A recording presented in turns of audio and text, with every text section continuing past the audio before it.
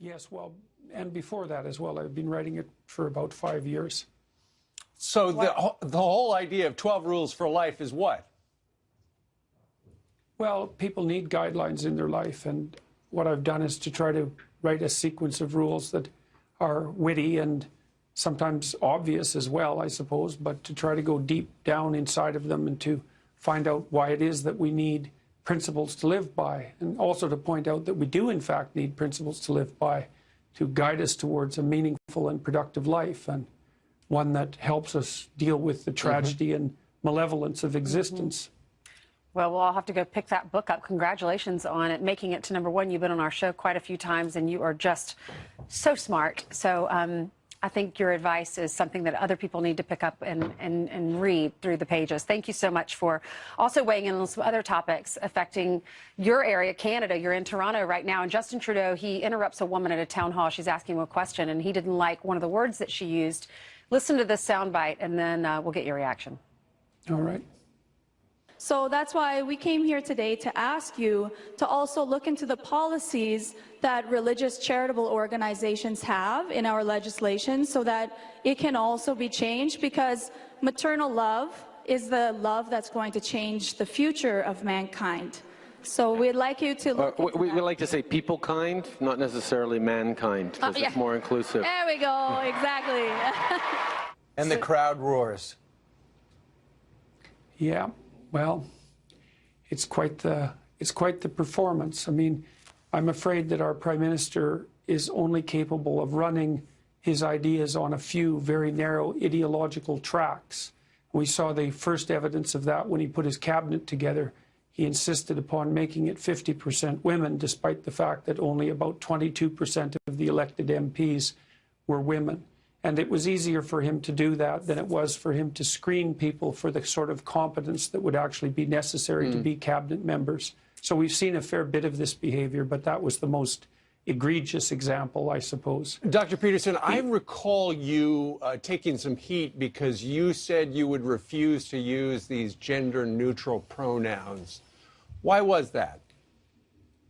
Well, I actually said that I would refuse to use the pronouns that were mandated by law because they were mandated by law. I feel that it's completely inappropriate of the government to decide what language the citizenry should speak. There's never been an example of that in British common law history, and I believe that that was a very, very bad precedent. I didn't want to use language that I thought was generated by radical leftist propagandists, and so I said I wouldn't do it. I saw one tweet this morning that said Neil Armstrong should have said one small step for peoplekind. Yeah, well, you know, Trudeau was listening to an earnest woman try to discuss something important, and he interjected a ideological statement in the middle of the dialogue, and that indicates, I think, precisely the way he thinks. And I don't think he does think. I think he runs an ideology in his head and accepts the output without question. And I think we're really going to pay for it in Canada in ways that we can't yet imagine. Well, we're going to find out, because you believe it's coming to us here in America, and you've been to both countries frequently.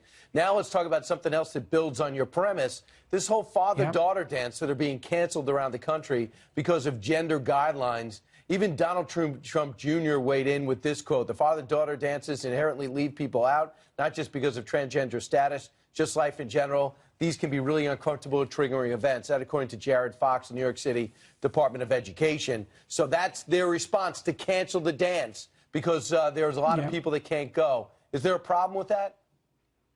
Well, the problem with that is self-evident, but it's part of this absolute onslaught by the radical leftists on the fundamental normative structures of our culture.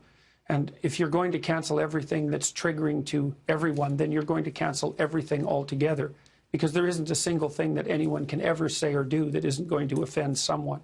And the idea that this is being done so that certain people's feelings won't be hurt, I think, is absolutely absurd. It's not compassion and care that's driving this. It's the desire to put forward a very pernicious ideology, and it's being very, very successful in its application.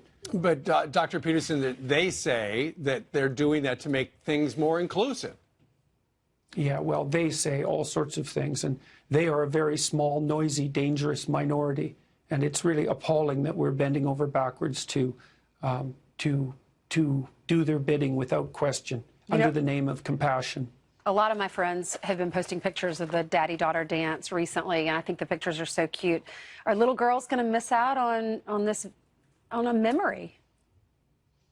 Well, yes, for sure. And the thing is that even your terminology, when you're talking about little girls, is something that's going to be increasingly forbidden as we demolish the classic gender ideas. And no one's going to benefit from that. And people it's going to be a real catastrophe. I mean, people are even talking about deciding on what gender they're going to be as youngsters.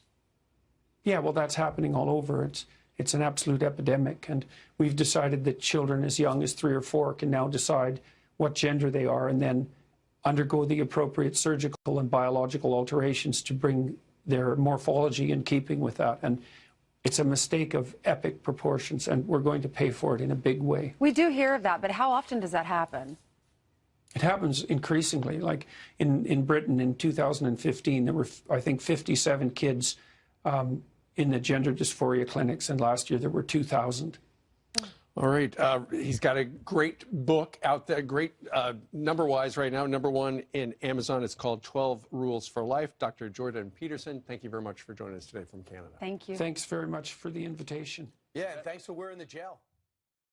We will make America great again.